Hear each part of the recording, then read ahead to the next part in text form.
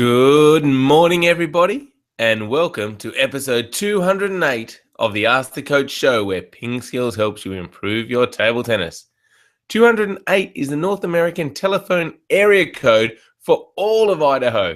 Because of its small population, Idaho is among a declining number of North American jurisdictions with only one area code. It's Friday, and we all know what that means. Yes, Alois is going to have a great This Day in History for us. Plus, we'll have Friday Funnies. In the show, we talk about the contact for the forehand flick, whether table tennis is a dangerous sport, watching the ball during your service, and Wang Hao's backhand topspin finishing position. I'm Jeff Plum, and as always, Supercoach Alois Rosario is here with me to answer your questions. Welcome, Alois. Thank you, Jeff. And yes, Friday Funnies. Looking forward to it. It's going to be good. Should I get straight into it? I can hardly wait. All right. There was an elderly husband and wife sitting down watching some TV in a room, and the old man felt hungry. He said, "Love, I'm going to go get some ice cream. Do you want some?" She's like, "Oh, yes, please. But can I have some chocolate topping with sprinkles on top?" And he's like, "Oh, that sounds good. Yeah, you can." She's like, "Look, do you want me to write it down for you so you don't forget? I really want that chocolate topping." And he's like, "Love, I won't forget." And she's like, "Are you sure?" He's like, "Look, I got it covered. I will not forget." So he gets up, goes off to the kitchen, fiddling around. Then about 10, 15 minutes later, he comes back into the room with 2 plates of bacon and eggs. And the wife goes, "Oh, Darl, I told you you should have written it down. I wanted toast with mine." Oh. Not bad. Not bad. I can relate to that. Yes. Oh, dear. And I have one more, Alois. Oh, beauty. Yeah, because that one was just, so funny. I need people to calm down a bit before we start going into the questions. So the second one is pretty good, not quite as funny. But what is a horse's favorite sport? I don't know. What is a horse's favorite sport? Stable tennis. Finally. All right, Alois. Now, after that highlight, I want to know what happened on this day in history, 18th of December. Yeah, so a few famous birthdays. So 1946, Steven Spielberg. Wow, that is a famous birthday. Can you name any movies? Because I'm hopeless. E.T., Indiana Jones. Jaws? Yeah, was that him? Jaws? Could be. I don't know. Movie buff. Look at me, movie buff. Yeah. Steven Spielberg movies. Let me find out. He must have done. Yeah, Jaws, Jurassic Park, E.T., Schindler's List, Raiders of the Lost Ark, Close Encounters of the Third Kind. Famous. Even like The Minority Report, Catch Me If You Can, Munich, War of the Worlds, Lincoln, The Terminal. Oh, man, just goes on and on. Such great movies all throughout, and like a lot of different genres too. So, yeah, very impressive. There you go, Steven Spielberg. There's a few others. Brad Pitt, 1963. Do you know who he is? He's one of those actor guys. Alois is hopeless with celebrities. He doesn't even know who they are. He wouldn't have a clue what he looks like. No. Brad Pitt. Also, Christina Aguilera, and some more importantly, 1965, Claudio Cano, the Brazilian penhold table tennis player, and one of the Tuvalu table tennis greats, Alan Restia. There you go. All right, awesome. Sounds like a great day to be born. Absolutely. Steven Spielberg, Brad Pitt. All right, excellent. Now, yesterday, Alois, we talked about whether there should be a time limit between points in the PingSkills question of the day. What response did we get to this? Yeah, so we had again mixed response. It's really good to get our PingSkillers opinions because they're always varied and always some different ideas. So Prakash said no limit. Thad said no. But David Alvarez Pons said yes. I think timing can be a psychological weapon that can be used to destabilize the opponent. Limiting this sets a way to avoid those unfair players. But on the opposite side of the ledger, Devon said, no, I think timing can be used as a psychological tool that can be used to destabilize an opponent. So there you go. Yes, opposing views. Yeah, some people like that kind of play and some people don't. Interesting. Yeah. And Dominic said, yes, more so in doubles when some teams discuss strategy between almost each point, then where each player should be standing, then call the signs below the table, possibly followed up by the server bouncing the ball repeatedly on the floor, then again a few times on the bat, all of which takes place before even adopting their default serving position. It isn't normally an issue, but there are some people in our club, myself included, who have stepped away from the table at state tournaments against these players and said, when you're ready to play, just let me know. So obviously getting under Dominic's skin there, the time wasting issue. Yeah, that certainly doesn't sound like a lot of fun. I guess, yeah, I kind of thought it's not that big a problem. But, hearing those responses, I guess if you just have, a set time limit, then it's clear for everyone. Maybe it is a good idea. I'm really not sure on this one, Alois. Yeah, just who knows? But I think, just it just gives those club players something concrete to work with. Yeah, okay, interesting one. Thanks, everybody, for your answers. And you've got another chance to be involved today. So head over to our Facebook page to answer today's PingSkills question of the day or to our blog at pingskills.com. And the question you'll be answering is, what is your first memory of playing table tennis? A really good question. Love to hear your thoughts.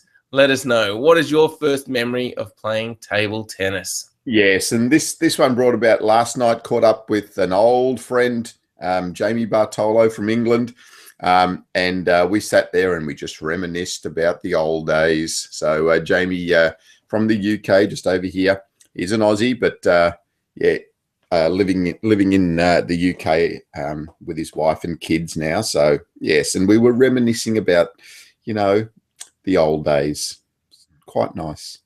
Indeed, the good old days. All right, well, let's move from the good old days into the present so we can answer some of these excellent questions. And we've got a couple of people who have jumped on and asked questions using the Google Q&A app, which we love. So thank you. First up, Ilya says, in your forehand flick tutorial, you show that the contact is flat, like a mini smash. And Ilya saw another tutorial where a guy showed how to use the wrist to create topspin on the flick. So what do you think about this spinny forehand flick? Yeah, so when the ball is up high enough, then that flatter contact is good because that gives you a much faster contact. The time that I would say to use your wrist and to brush the ball is if the ball is really heavy backspin and low. So if it is heavy backspin and low, then you could just use your wrist a little bit to lift that ball up and over the net. Have to be careful though, playing a flick in that situation, because if it is too slow and soft and your opponent's ready for it, they're going to be able to get in and play an attacking shot at you. So yeah, but definitely if there is a lot of backspin, if you want to flick, then just lifting the bat up slightly and brushing the ball will help. Will help. In our tutorial, we just talk about laying the bat back a bit more at the start of the stroke as well. Yes, you can. You can do that. Again, it depends on the speed that you want on the ball and the risk factor. If you just want to get the ball on the table, then you can lift it up with a little bit of spin. The laying the bat back works well as also, but yeah, and the timing just needs to be right for that off the heavier backspin. Yeah, I'm trying to think about watching the top players, Alois. My feeling is that they're more on the forehand side. using the flatter flick when they use it.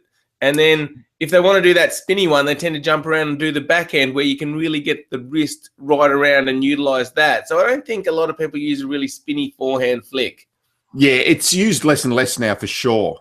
Yes, you're absolutely right. I think they do get around and use their backhand flick most of the time anyway. I mean, who forehand flicks nowadays? Exactly. Who would have thought? But excellent question, Ilya. Hopefully that clears things up in your mind a little bit. All right. Now, Victory has also jumped on and asked a question. He says, I watched the World Grand Tour finals recently, and in my opinion, Ma Long versus Fan Zhendong was the best one. Ma Long is still the best currently, but Fan will be the future world champion, I think. He's talented and skilled. He's only 18, so he can be way better. Yeah, well, yeah, we did have a bit of a discussion on that recently as well, Victory Brocky. Yes, and I think, he's certainly in line, isn't he? He's knocking on the door right now. Yeah, well, he certainly is a very good player, indeed. And Victory, we did have a discussion of the World Tour Grand Finals in the previous show, so jump on to our website or the audio podcast or on our Facebook page, whichever way you listen to the Ask the Coach show, and you can hear us talk all about that. All right, next up, Marson says, recently while practicing, I hurt my finger while trying to play a topspin off a half-long backspin ball. Since my action was fast and big, the impact was heavy. I heard the story of Jeff hurting himself. Is table tennis a dangerous sport? Yeah, well, firstly, you're right. That when you go for that half-long ball and, either getting your thumb or one of your other fingers, it really hurts. I remember one of the, quite a few players, but one player in particular before the Athens Olympics, like we're practicing that forehand topspin off that just half-long ball because he had such a psychological thing about going for that half-long ball, because in the past he had, smashed his thumb on the table and he was really worried about it. So yeah, it can be, but yeah.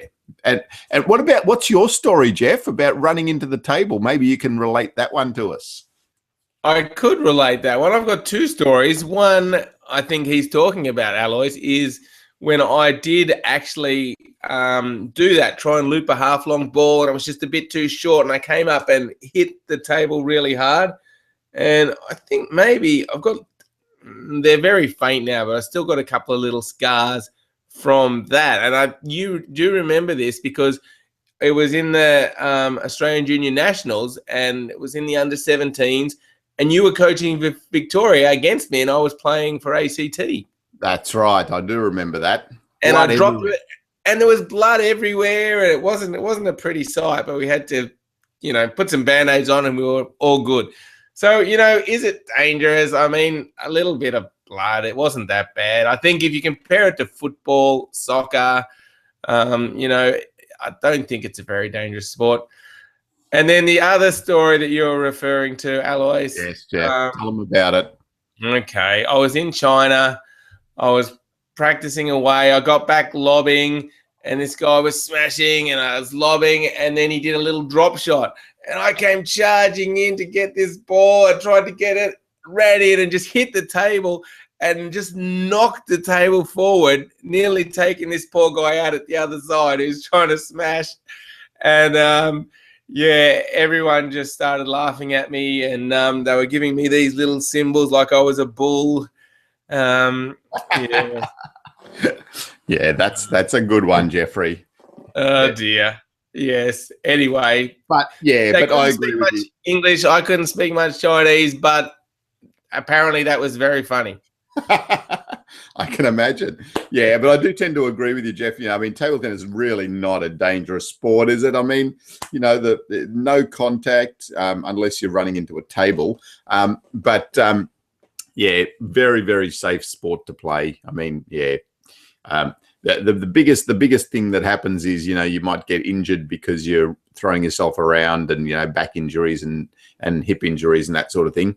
But, safe as houses. Yes, indeed. All right. Next up, Victory says, and we get a few questions about this, Alois. It's about prize money and how much players make. His question is, how much amount of money do the winners get when they win tours?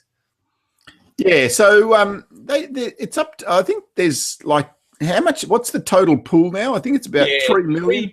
$3 million, the total pool across the whole world tour this year. So that's a record. So the ITTF is really trying to build that up. So this year, first time over $3 million for the whole tour. There is a breakdown of that on their website. So I'll find the link and I'll post it in the show notes so you can just see how much you get for each of the different tournaments. And they are structured differently. So there's kind of the lower events have less prize money than the major events have more prize money, obviously. Yeah. So the Super Series events, are worth more. But certainly, I mean, ITTF's done really well from where they've come from to now increase that prize pool to over $3 million. That's absolutely fantastic. And it's only going to keep going up. Table tennis is getting more and more popular. I was talking to Jamie last night about table tennis, and he is just so impressed with table tennis now. The rallies that we're getting compared to what they were even 10 years ago just makes the game really spectacular. Compared to tennis, I mean, tennis, you're now getting rallies of the same length often, but the ball's going so much faster, and it's so much more exciting, and there's spin and there's So I think table tennis is on the right track, and it's just going to keep attracting more and more attention, sponsors, dollars. Yeah, it's getting big. It certainly is. Awesome. All righty. Now, Abhinav wants to know about watching the ball, Alois. He says, while serving, I realized I don't completely watch the ball as I toss it up. My focus seems to be towards the other side of the table. I started to watch the ball as it starts to fall. Then I started to watch the ball from the start, and it felt better. Yeah. So Abhinav, this is really important point. Often when we're serving, I'll see the players like they might bounce the ball on the table, and then they'll do this, and they don't actually start tracking the ball until it goes up in the air or starts coming down.